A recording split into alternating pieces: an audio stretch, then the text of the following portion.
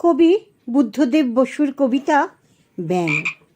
বর্ষায় ব্যাঙের ফুর্তি, বৃষ্টি শেষ, আকাশ নির্বাক, উচ্চকিত ঐক্যতানে শোনা গেল ব্যাঙেদের ডাক।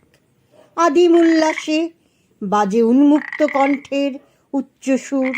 আজ কোনো ভয় নেই বিচ্ছেদের, ক্ষুধার, মৃত্যুর।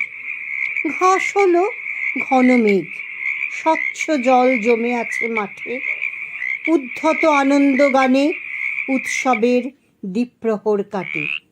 স্পর্শময় বর্ষা এলো, কি মসৃণ তরুণ কর্দম। স্ফীত কণ্ঠ, বীতস্কন্ধ, সঙ্গীতের শরীরী সপ্তম। আহা, কি চিক্কণ কান্তি, মেঘস্নিগ্ধ হলুদে সবুজে। কাঁচ স্বচ্ছ, ঊর্ধ্বদৃষ্টি চক্ষু যেন ঈশ্বরের খোঁজে। ধ্যানমগ্ন ঋষি সম।